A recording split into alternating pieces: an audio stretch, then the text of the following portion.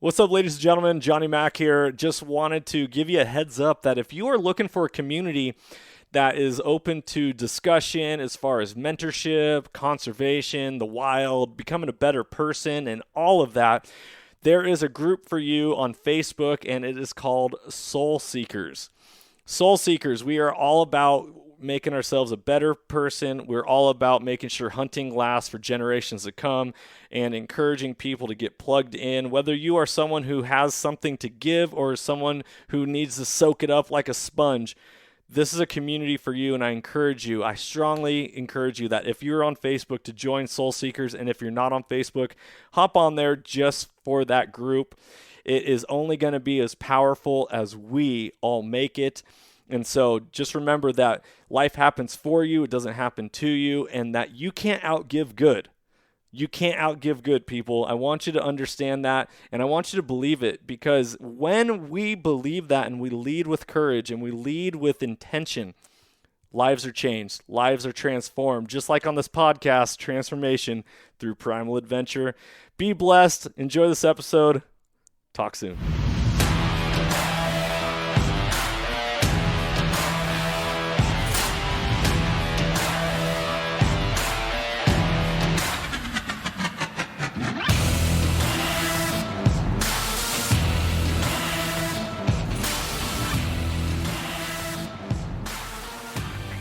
Welcome, ladies and gentlemen, to the Soulful Hunter podcast. I'm your host, Johnny Mack. Through this podcast, I'm on a mission to transform lives through primal adventure and to spread my mission of mentorship as conservation.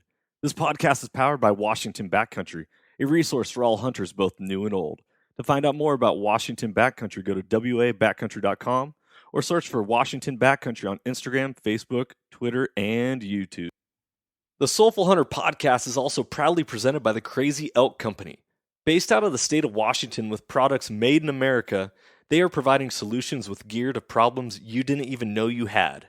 Their tag wallet is one of those solutions, and I had the pleasure of using it on all of my hunts this last year, and it is now a mainstay in my kill kit. The tag wallet is a water-resistant zippered pouch that comes with its own reusable zip ties to safely and securely store your notch tag for quick and easy access. For more information, go to crazyelkcompany.com and use the code SOULFUL with a capital S to save 20% at checkout. Be blessed, everyone, and as always, stay soulful.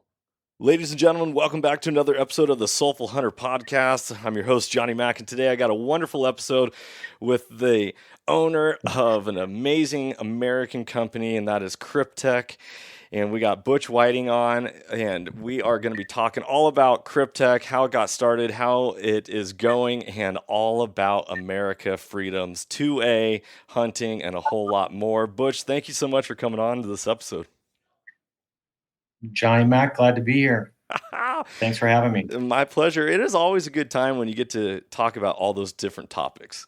I feel like in this world, in this day and age, it has been so taboo to actually be able to speak what you believe. And there's in this world so many people that aren't being true to themselves and being true to this world.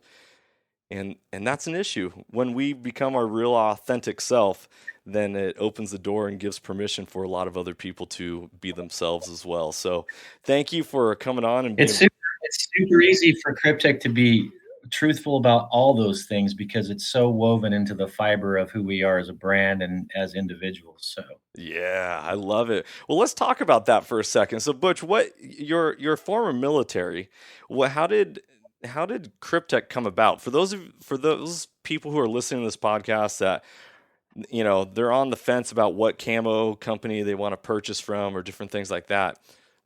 What's the history of Kryptek and why?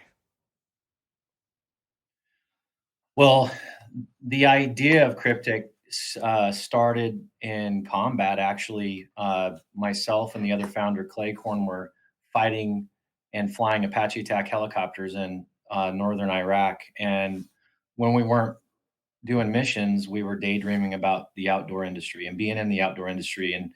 And basically, it was about reminiscing about previous hunts and sharing, stories about hunts and talking about, improvements that could be made to gear. And at that same time, there was a whole plethora of improvements that were being made across a bunch of different areas, but primarily in apparel. And some of those improvements we saw and said, that's a no brainer. That should be in the hunting market. So this concept and idea of starting to spiral features and functions out of primarily special operations improvements is kind of where it all started. But really, it was about, how can we get in the outdoor industry? What can we do that'll sustain our lives, our wives, our kids, and really be a lifestyle by design, where even when you're working, you're still doing something you enjoy, and you also have a lot more time to actually go focus on, whether you're in the backcountry on an expeditionary hunt or in Africa or whatever, under the, just that would become the center of gravity for the business. And so it was just a concept, an idea, and it grew based off of some folks that are in the industry that had tried to do this tactical hunting crossover. These guys were from Cabela's, and they got a hold of the business model, and they said, "We absolutely love this idea. We love the demographic that you guys represent, and we'd like to talk to you about doing a program." And so, you know, Kryptek really started with that phone call from Cabela's, and it was all a theoretical concept. They really fell in love with like one sentence in the entire business model, which was to spiral features and functions out of special operations apparel into the civilian hardcore backcountry hunting world. And yeah, for a number of years, the only place that you could buy Kryptek was at Cabela's. They launched, and that's back when they used to send out the catalogs. Yeah, I the don't know big if old that, fat catalogs. Yep. yeah, that was back when everybody would get those and they'd sit in the bathroom next to the toilet for a year, right? Those were the good days. Those were the good days before social media. That is so, hilarious. Yeah, so yeah, that's where it kind of started, man, was just soldiers sitting around fighting our nation's battles, missing another hunting season, missing another opening day. I can't tell you how many hunting seasons I missed after 9/11, but yeah, it was just about a passion for the hunting world, and then an idea, and we got a couple big breaks out of it, and that's how it kicked off and started. man, that is so cool. How many years did you spend in the military? 10 years, 9 months, and 6 days. You sound just like my father-in-law. He'll even count it down to like the minutes and stuff like that. What branch and what was your role? So it was U.S. Army, aviation, flying Apache attack helicopters, and did combat tours to both Iraq and Afghanistan. And yeah, I spent a lot of time downrange. Part of the reason why I separated, because I had at the time, I still have two daughters, but they were 6 and 4, and I was gone 4 out of 6 years and 3 out of 4 years. So it was, when I say lifestyle by design, and starting an outdoor company that could support the family, was also being there as a father and a husband that was a part of the decision cycle. And I loved every minute of it. I loved flying, especially Apaches. The attack helicopter community was, kind of really my home, and it's the only thing I've ever loved more than my wife is the H-64 Apache longbow. Um, so it was a tough decision, but now I look back on it and it was right. And the mission of that aircraft is really similar to what we're talking about. A hunter being a hunter. You're, deploying the most lethal hunting platform on the battlefield. And so, I was pretty good at it. I love it. So I enjoyed it a lot.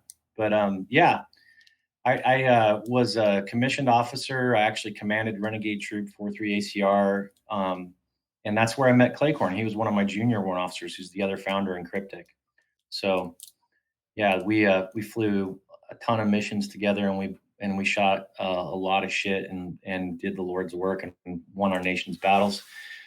It's part of the reason why this whole recent administration and this absolutely disgusting withdrawal from Afghanistan, how it was handled by the Biden administration, was so extremely painful. Mm, To see yeah. how much time, energy, and the sacrifices that we made as individuals and as a nation as a whole, and to see it just completely, just an unbelievable embarrassment, unbelievable. So that was a real personal deal. And I don't know if you've ever slowed down and looked at, like, I know you like Kryptek altitude gear, but if you look at the naming convention on that stuff, you have the Torah collection, the Bora Hmm. collection, the Takur, the Gar. All the pieces in that were all named after mountain battles in Afghanistan that I personally had a role or responsibility in. So that entire collection, the names got broken apart, but if you put them back together, you could find what they stand for in Afghanistan. So not only am I talking about my own personal experience in Afghanistan, I actually was on the ground as an Apache pilot in Tora Bora with the 3PP CLI out of Canada when they were blowing caves and exploiting it and looking for certain DNA on folks. But we got that built into our collection. I mean, it's you got to have a little bit of a Rosetta Stone to figure out some of our naming conventions and so on, but they all have meaning. And that collection had a whole lot of meaning. That is So, incredible. I've always wondered because, you know, you go through and you look at all these different names of these articles of clothing, and it's like, what's the meaning behind it? And so it is so much fun. I think that is very important and powerful. Is like people need to know that stuff, and it's good that you're sharing that. And I'm glad. It makes me want to do my research a whole lot more on what what pieces of clothing I'm buying and what does it represent. Did you name these pieces specifically based off of what they represent within the battlefield as well? So, like, is a Bora or the Torah specific to what that environment was like, or any background on yeah, that? I mean, Tora Bora, yep, Tora Bora is a gnarly, gnarly mountain range. And basically, that whole collection was really developed specifically for, you know, a mountaineering type of deployment. I mean, people use it everywhere. Don't get me wrong, but the fabrics that were used in that are super, super high end out of Switzerland, Scholler, and it was printed in Germany. Everything about it is just super high end. But ultimately, it was that connection about, personal experiences and the most challenging experiences that I've faced in a mountain environment, and from an apparel perspective, where would this make sense? What would have meaning behind it? And so, Takur Gar, which is broken in half, that's actually a mountain itself. It's also known as Roberts Ridge during Operation Anaconda. Um, that was the name of that mountain piece. The Arma mountain range, is a collection of all these different mountains.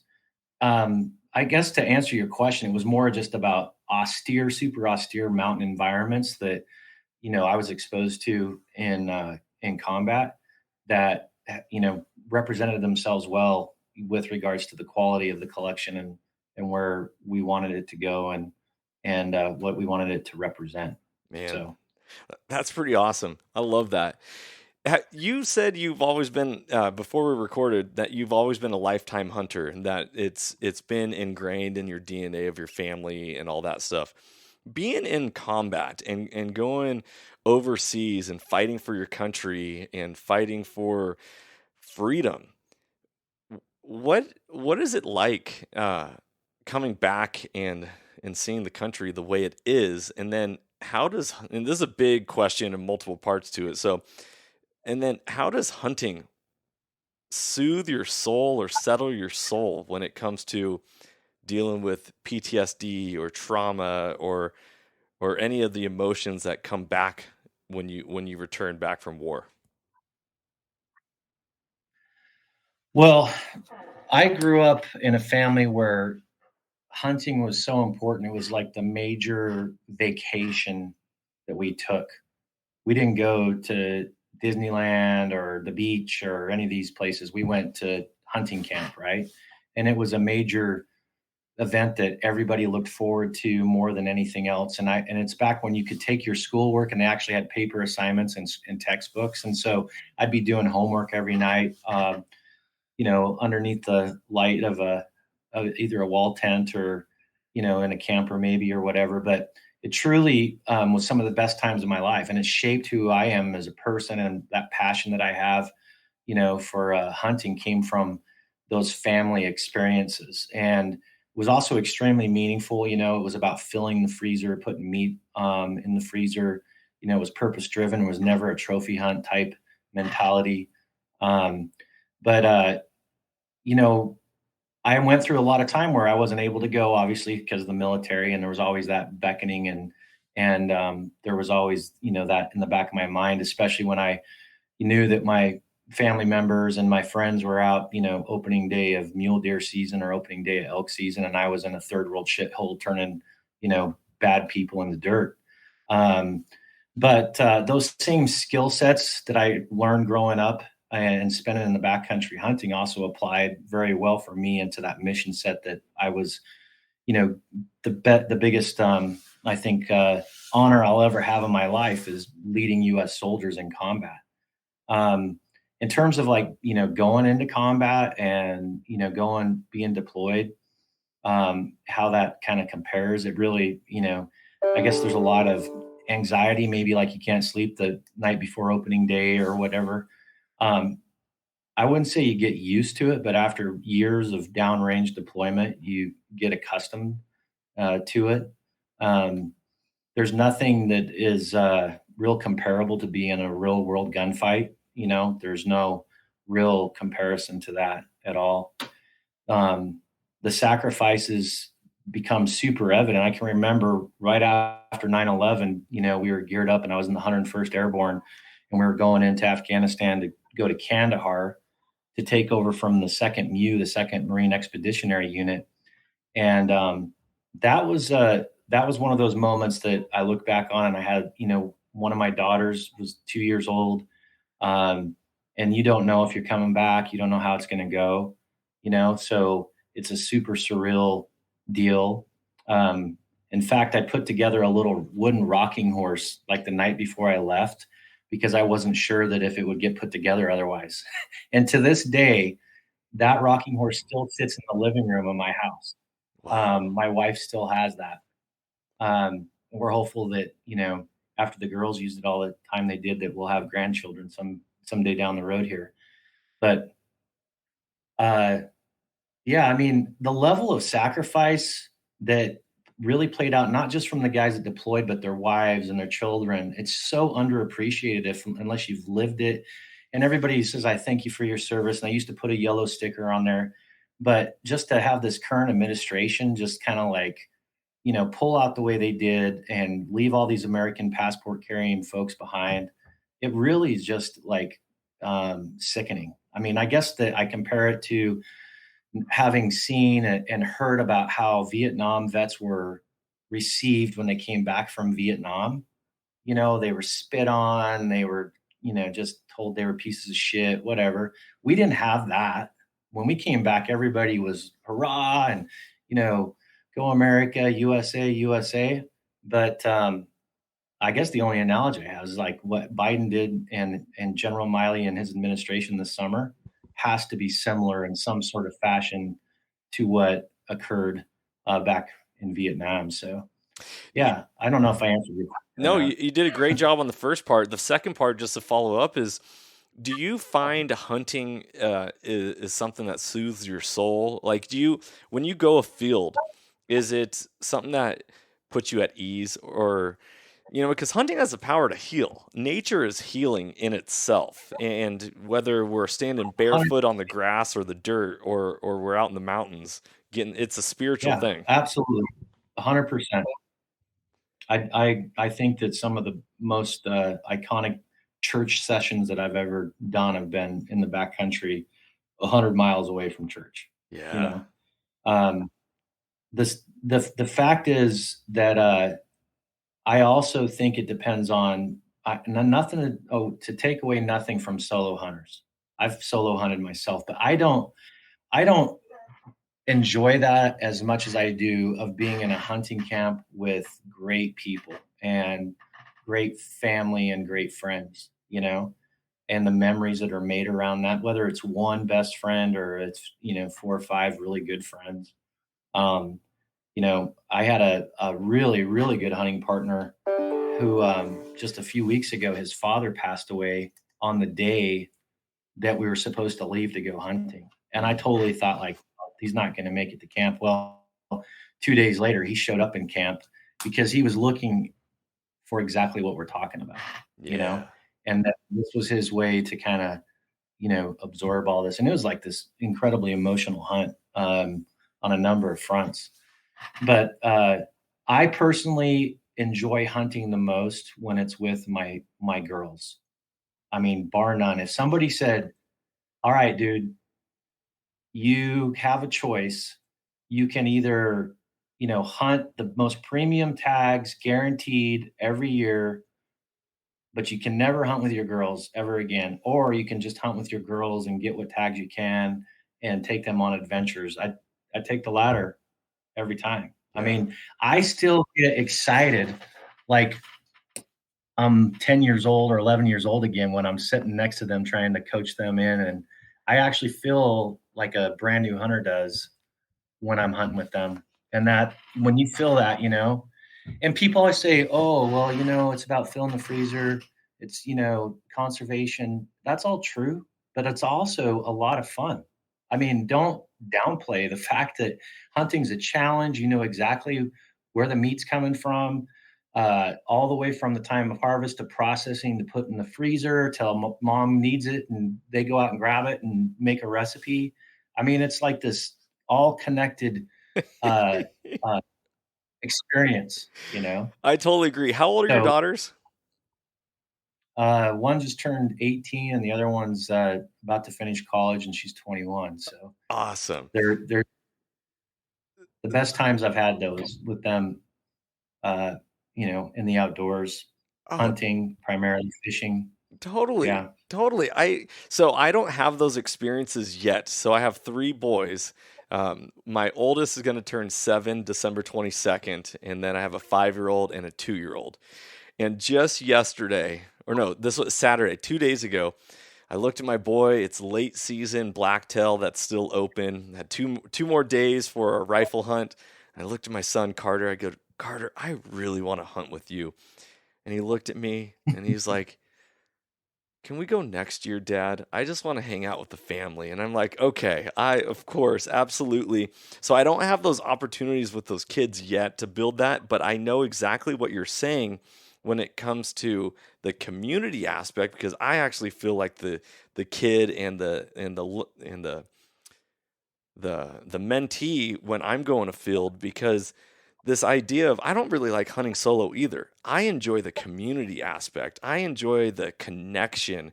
And this is why I'm so big on the mentorship as conservation platform, is this idea that the hunt continues and it even expands even more when you get the opportunity to teach somebody how to do something and you see them succeed, whatever type of gain it is, whether it's actually shooting the animal or having an aha moment and then their eyes just light up. That is one of the most rewarding feelings that you can ever get. And being a school teacher, you see that all the time, especially in PE, when I'm teaching a kid how to throw or kick or how to do something specific, and all of a sudden they have success. That is the hook. Those are the things that hook not just ourselves and return us back to this innocence of why we love doing what we do and the purity of it. But that is how we make a difference in this world. And when we hook the heart, we hook the whole person, and they're never gonna forget that. And that is a special thing, and I can't wait to have opportunities like that with my own children in the future. Hearing you talk about that, it's like getting Yeah. me all giddy and excited. Yeah. It should be exciting for you. What I've found and seen when it comes to, young families that you have, the getting the entire family involved really hinges on the mom. If the mom is going to hunting camp, and whether she's going to hunt or she's just going to be there, take pictures, or just be along for the ride, the whole entire family goes. And I've seen it over and over and over. And then I've also seen, where you'll have a family where mom doesn't hunt and certain siblings don't hunt, but they've got a sibling that does. But I've never found one where mom goes to camp and the whole crew doesn't go. You know what I mean? It's That funny how that works. that is really good advice. My wife was gonna go on her very first hunt 2 days after Christmas this December. We were gonna take her on a duck hunt, and this was gonna be like this big moment. And now the issue is with duck hunting is how do you get a babysitter at 3 in the morning as you're as you're going to get set up and all that. Um, Yeah, so right. that is Yeah. really good advice, and I am going to take that into consideration about how I go about planning things and how I talked with my wife. Because when I became a hunter, my life became transformed. I became a better husband, a better father, a better employee, a better friend. Everything in my life just blossomed because I took up hunting and I understood the power in which it has. That is something that I need to learn how to communicate with now my spouse, because her priority having little kiddos is like, well, my priority is to make sure they survive and they're thriving and they're growing and learning. And this is a really good perspective and an aha moment for myself right now. Is like, this is not just a male dominated industry or sport or activity or lifestyle. It is a family. It is all about the wholeness, the connectivity, and I feel like this is something that we need to return back to the roots of humanity in, as we have these roles, and no greater love than that a man has than lay down his life for another, and whatever that means, whether it's the military or providing food for your family or whatever, or just, you know, the Bible also says, train up a child in the way they should go, and when they're old, they will not depart from it. And I feel like that is just a hinge of hunting and family within this world. It really is a family sport, in my opinion, and amen. I mean, ultimately, I know that a lot of guys have spouses that don't hunt and maybe even children or whatever, but I personally view it as a family activity for sure. And it's, all the different levels, and they're never too young. I can still remember being a couple years old, like just barely faintly, whatever time you start to have memories, but just from a toddler age running around in hunting camp with family and so on. So, yeah, at the end of the day, if you get that, you got the secret sauce. That's the secret sauce. That's beautiful. All you listeners out there, make sure to put that in your back pocket and really chew on that if you're just getting into a relationship with a girlfriend or a spouse or whatever, about to have children. I love it. Butch, let's shift gears here for a second and let's talk about what's actually happening in this world right now in America. The ports are backed up. There is this delay in products that are coming from overseas, and with a lot of things that are happening in America, if it's not built in America or made in America, we're having a lot of issues. What's going Mhm. on? Is that going to affect Kryptek in the future of how you guys go about things, or what's your plan of navigating the politics of this world? Oh, that's a fair question and a good question because it's significant and serious. I mean, there's not just the logistical challenges, there's also, discussion about war and where that's going to happen. And so you have to take all these things into consideration, the facts. There's also major factory disruptions without logistics where factories are closed down 50% capacity or less. Um, Extremely troubling times right now. We'll face some inventory challenges here in short order. We've got inventory that should have been here in July, August, October that's still not here yet. And every brand that I talk to in the outdoor industry, even if they're doing product that's made in the USA, they've got some sort of supplies or some componentry that is being imported. But apparel itself is a really challenging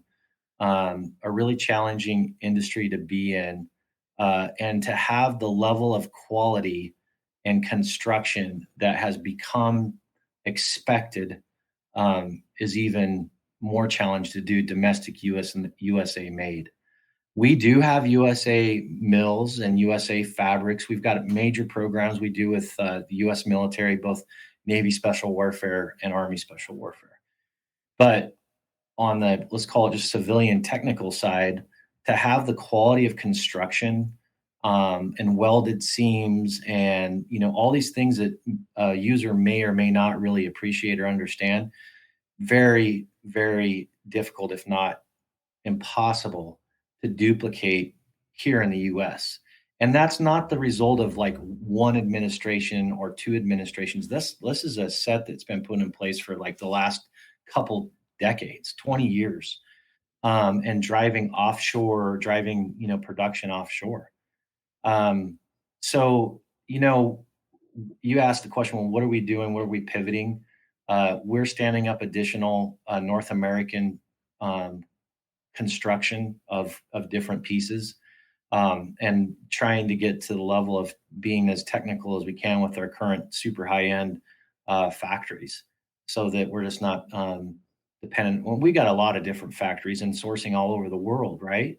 But you know, it has been interesting. And fabrics, just all the way down to fabrics. And believe it or not, right now there's a yarn shortage. You don't hear about that in the news, but there's a freaking yarn shortage.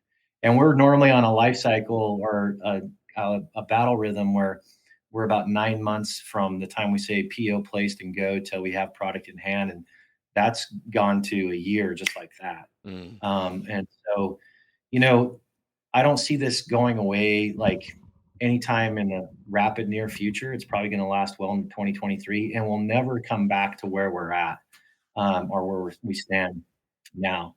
So fortunately for us, we have enough quality inventory to get through what we call the sales season, or right now, Cyber Monday, Black Friday, holiday. But a lot of that super quality, good, meaningful product, in many cases, our shippers can't even tell us exactly where it's at. Like I know I've got nine containers in Tacoma, Washington that have been there since October 1st, but they can't tell me where at the port, and they can't tell me when. So it'll be very interesting to see when we do start to get our current backlog, um, you know, January, February. Is that going to change the buying behavior of the United States? I don't think it will. I think we're just going to be really heavy on inventory early on next year that will ride into next fall, as we also, have accelerated our order placement to try to get ahead of this logistical backlog. Mm. Yeah, it's really interesting. I mean, as a end user consumer, you go and not just your company, but a lot all over the place. I mean, look at the price of Thanksgiving turkeys. Everything is Yeah, limited. I don't know what it's like over there in Idaho right now, but in the state of Washington, it's like, man, my wife and I, we are going down the road of homesteading, and so we bought a freeze dryer this fall and a dehydrator, and we're just those things are just constantly running because not out of fear of not being able to get food, but at the same time, it's like we are in an unprecedented time and age yeah, that we don't. dude. There's a resurrection in all of that self-reliance. The ability to can, the ability to dry food, the ability, like I was saying earlier, to go out and fill your own freezer, or go, not to be dependent on the supermarket. Mhm. All these skill sets that our grandparents, it was second nature to them. There's been generations that have lost that. And so to go back into food preservation and gardening, all these, call it prepper or survivalist, is kind of like the big thing. Yeah. It's become mainstream. Yeah, right. I mean, you're foolish if you aren't doing that stuff, really. There last summer, I got a friend here that has a really super nice chain of garden stores, and they crushed it last year. There was people building gardens on the ditch banks behind their house, just because there was a plot of ground there, and the ditch riders were like, in the nightly news, literally, it says like, "Hey, you don't own that ditch behind your house. Please keep in mind, that's not your property." People had a spot of dirt there planting.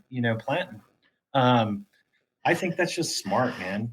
Canning and dehydrating and being able to go collect and, be somewhat more self-reliant. I think it's just good common sense. Yeah, I mean, in a world that's all about instant gratification. fast food, movies on demand, everything is like at your fingertips. Very rarely are people putting emphasis on on the future and having foresight and vision for the future. you know I like to draw a lot of my knowledge and my foundation from the Bible, and it says, people without vision are going to perish. And I Hmm. feel like, being a military guy, the art of war and understanding, there's moves and there's counter moves and there's counter moves, and everything is a chess match and life is a game. And if you can look at it like that and just enjoy it and play the game and have fun and enjoy that, life is happening for us. It's not happening to us. We're not the result of circumstances in our lives, and we get to control and create our own existence in relationship to this world, and that we were meant to thrive, not just exist. This is why hunting and coming back to the root of humanity is so important. And I believe that the people who do start focusing on this and start putting their eyes towards what they actually want in this life, this world is opening up and blossoming, even in a time and age where there's a lot of negativity surrounding the news and the day-to-day life. Yeah. Well, Cryptic, that's part of our, I guess, culture. We appeal to the guys that are probably more along the lines of self-reliance and call it a prepper or whatever. Um, you know, Apparel's a super small part of that. It's more about the mentality and the philosophy of the brand and who they're behind to support it, that type of thing, versus some of the other options that are out there. But 100%, man, now's the time to go get good at the things that grandma and grandpa were good at, or great grandma and grandpa, and have them in your tool bag, you know? Yeah. Yeah. What's the future of Kryptek holding?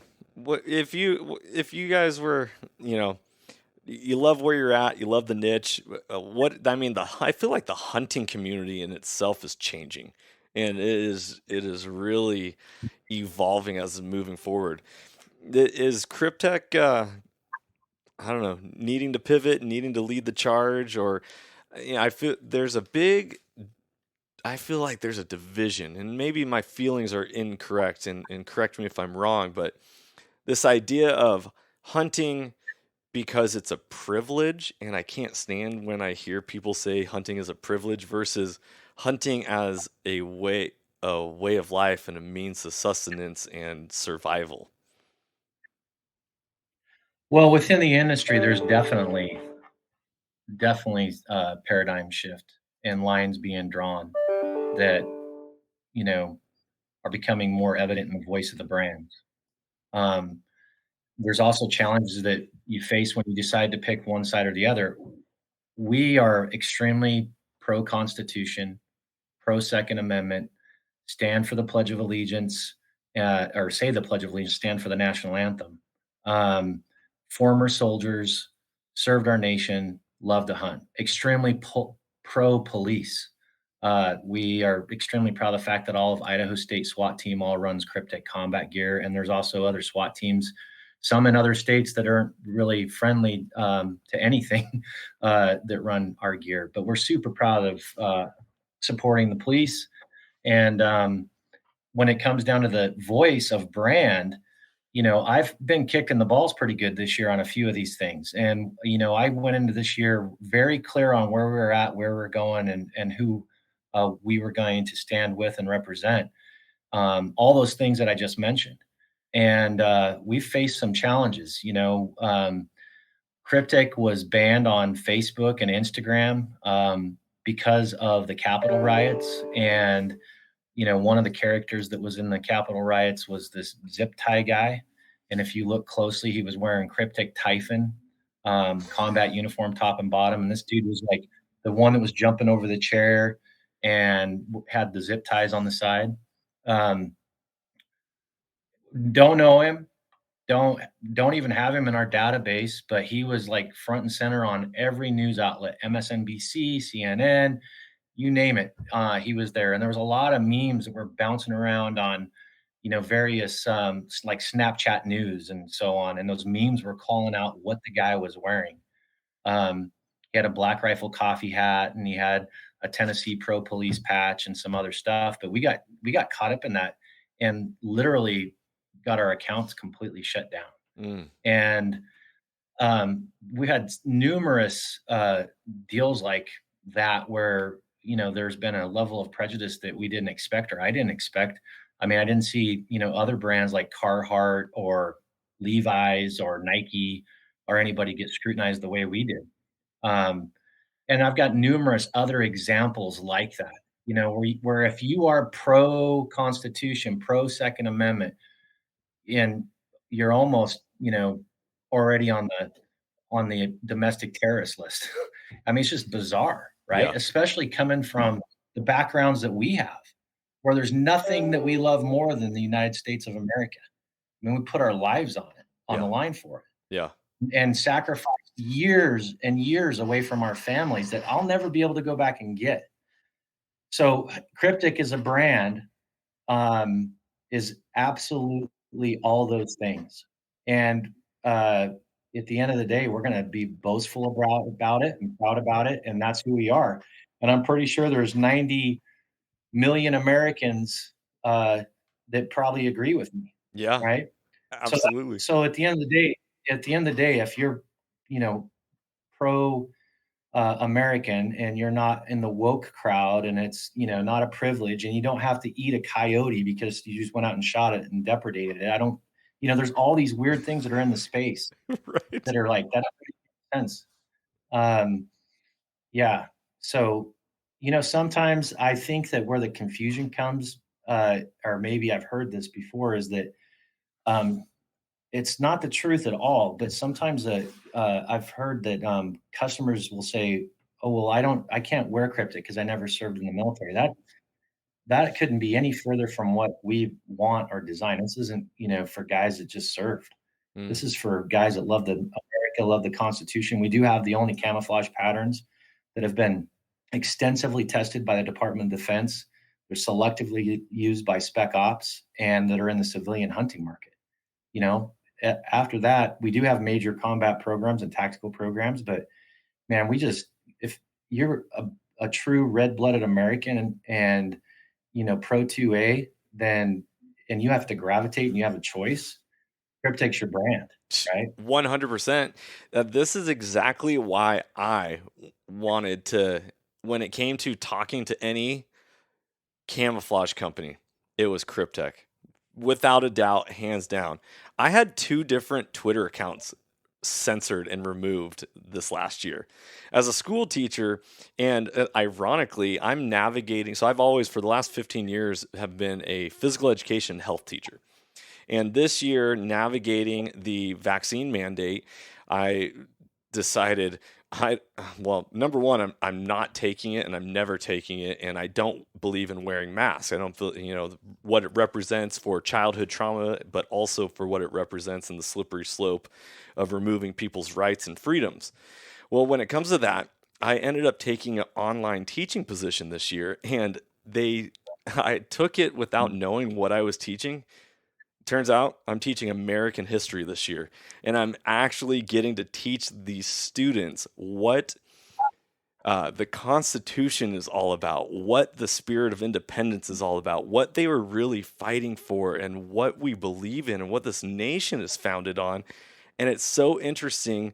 Our school district superintendent just put out an email that like critical race theory is not in our district and all this stuff. But I was clicking on some videos that were within our online textbook, and I was like, I can't show this. This goes completely against what I'm actually speaking about. And it's just so interesting that we are in a time and age where the lines have been drawn in the sand, and we are in a time of choosing.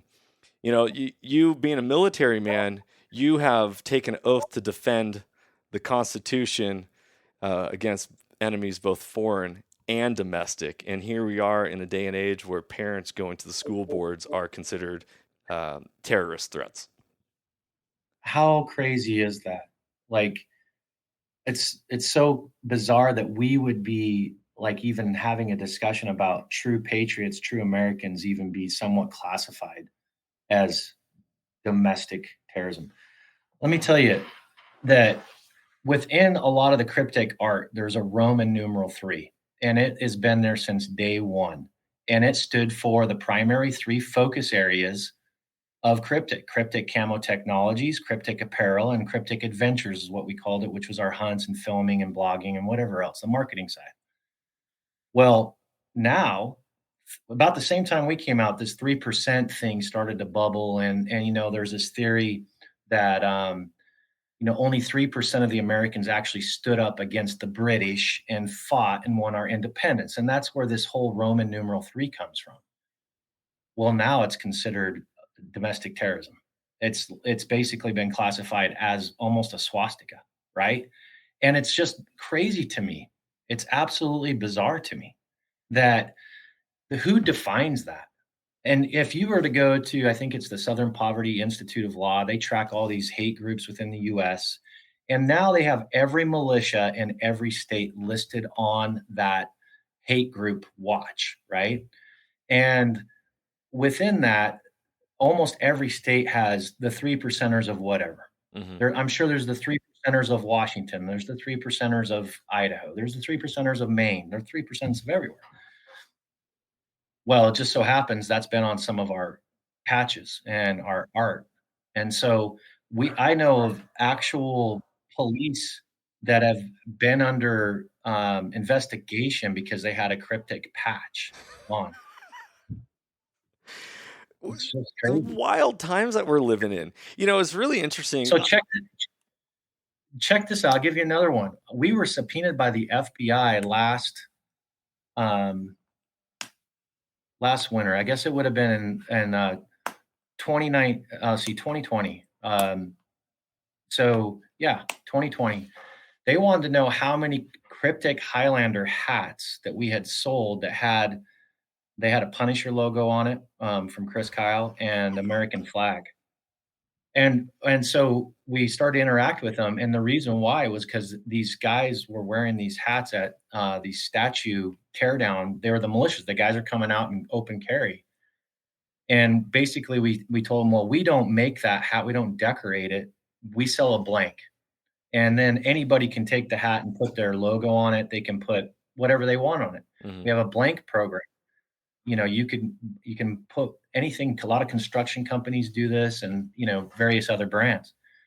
So we had to give them that response. But the point was that they wanted to know, because there was these groups that were protecting historical sites during the BLM marching that were wearing Kryptek hats, and they wanted us to provide who we had sold them to.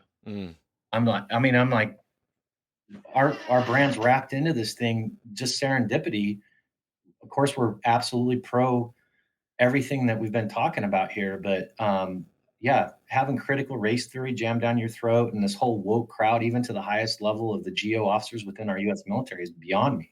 It's horrible. It's absolutely angry. At the end of the day, live and let live, right? If it's about life, liberty, and the pursuit of happiness, and as long as we're not infringing on the rights of others in order to pursue those, then whatever.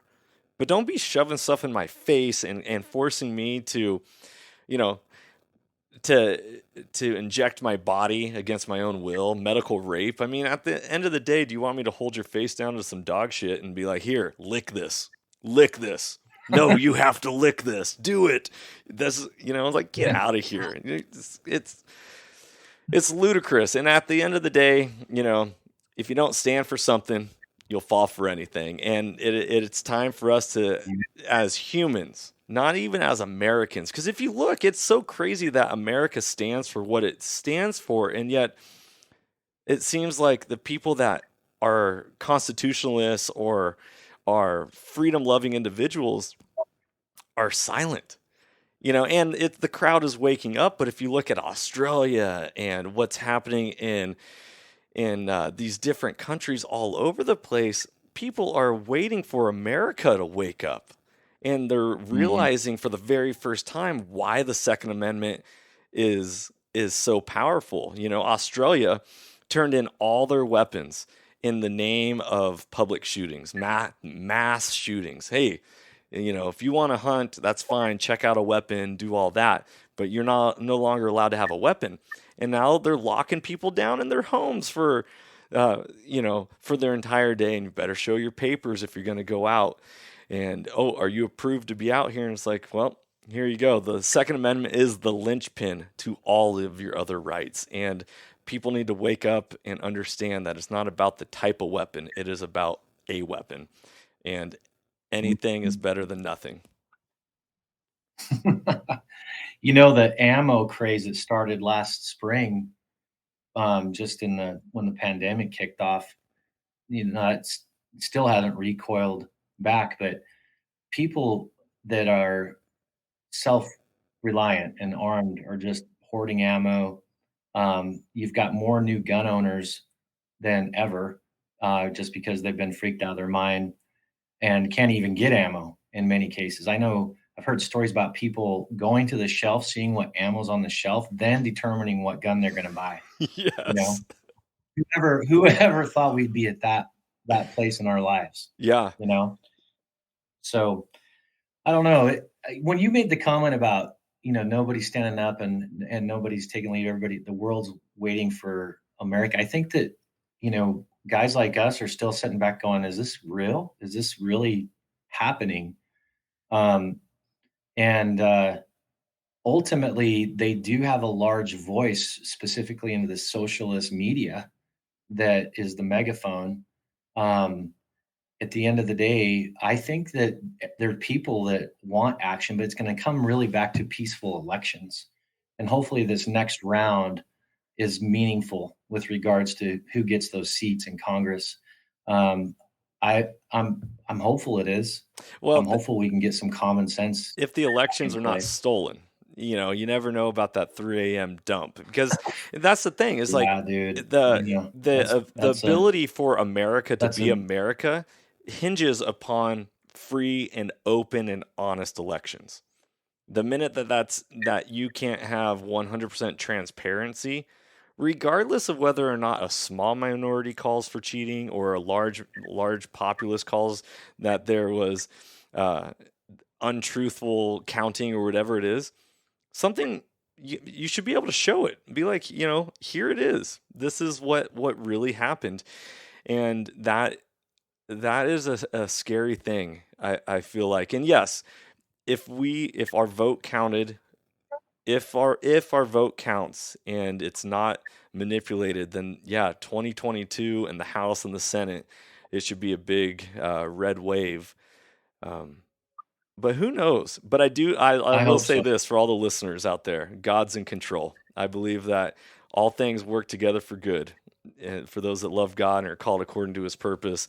And at the end of the day, we just get to walk through it and continue keeping our head high and keeping our eyes focused on on what we want and the prize. And once again, it goes back to we get to control every moment of our lives and our day, and rather than getting sucked into this vortex of despair and hate. Butch, 100%. Butch, Yeah, for sure. I really appreciate this conversation, and actually, is making me want to come down to Eagle, Idaho, and buy you a beer and a drink and say, hey man, thanks for all you've done, not only for this country but for America and for the people in this world. Um, One of the questions I really love to ask all my guests is, what has hunting done for you? Because the creed of this podcast is that it transforms lives through primal adventure. So when we look back to it, yeah, you created an outdoor brand, a camo company, all these things. But what if you were to hang your hat on what hunting has done for you in your own life? The power that it has given you or you've taken from it. What has it done? Well, I can't imagine life without it. Um, from a from a lot of different perspectives. It provides a platform for uh, education to family, to friends. The North American conservation model for the United States is extremely powerful. What Teddy Roosevelt stood up and we are very blessed as a nation just from what we have, from public lands to just hunting rights, and the Pittman Robinson Act. I don't think that a lot of these lefty tree hugging conservation groups can even begin to appreciate what hunters contribute from gun cells and ammo cells that then have second and third order effects into the bigger picture. Um, but for me personally, it's provided a venue for me to basically have common ground with like-minded people, friendships. I mean, I look at who my primary, close friends are, and I might not get to hunt with them ever or not very often. I mean, at the end of the day, it's a cultural aspect that can kind of sum up a lot of this discussion that really provides a conduit for like-minded people to gather around, and for the most part those people are also going to be truly patriots as well. So hunting for me, it's provided a business. Kryptek's gone from a concept to a hobby, uh, and from a hobby to a real business. And it's just been that overpowering passion that I've had for the outdoors that has really facilitated that. And it's not all balloons and confetti and fun. I mean, there's a lot of heavy lifting and a lot of mistakes we've made over the years. But it definitely is, you know, it's fun to be able to do something that you truly, truly are passionate about. Um, yeah, I don't know. I mean, at the end of the day, I can't imagine life without hunting, period. And it's interesting to meet somebody like you that just as recently as an adult gotten into it. So, that's super fascinating. The barrier of entry, you know, The that barrier of type of entry thing. is extremely high, Yeah. and especially depending on certain what state you live in. Obviously the West and the public land is appealing because you have, if you want to learn how to hunt and you don't know where to hunt, well, there's always public land you can go to. But I also, as an adult, didn't realize that the same land that I was hiking on summer after summer after year was the same land I could be hunting on. And that was even coming Mhm. from somebody. I spent years working, selling backpacks at REI. I worked for REI for a long time. And I didn't even realize that those public lands were the same for hunting, as bird watchers, as nature lovers, as outdoors enthusiasts. And that in the education world and in the mentorship as conservation is speaking and advocating for these things and telling people that because what you learn in public education isn't going to get you what you need in this life. There, you got to go for it and realize it takes a community of support to get people to feel grounded and connected and successful. So I really appreciate it, Butch, Yeah. for your time, man. Any parting words before we wrap this bad boy up? No, I appreciate you having me on. Uh, God bless America. And like you said, he's in control. And, guys like us will be around no matter what happens here in the near future. So, one way or the other, regardless how the elections go, be true to ourselves and stand for our convictions. That's right. If you don't stand for something, you'll fall for anything. And remember, it is the man in the arena. Don't worry about the other people. It is about the person who's actually going through it and trying and living and being. Everybody, thank you so much for tuning in to this episode. I'm going to have a link to Kryptek online in the show notes. And if you have any questions, feel free to reach out to me. I have used a lot of their products over this last year and truly fallen in love with it. Be blessed, everybody. Be of good cheer. Know that life is happening for you, not to you. And as always, freedom on and stay soulful. If you enjoyed today's podcast, I'd love it if you could go ahead and give this a rating as well as subscribe. Also, you can check us out on Instagram under the Soulful Hunter Podcast. Make sure to tag us in pictures and posts and use the hashtag Soulful Hunter. To find out more about the Soulful Hunter Podcast, go to soulfulhunter.com and be sure to follow the podcast as we are going to be bringing you a lot of great information, insight, and changing lives through primal adventure. I look forward to connecting with you on the next episode. Stay tuned and stay soulful.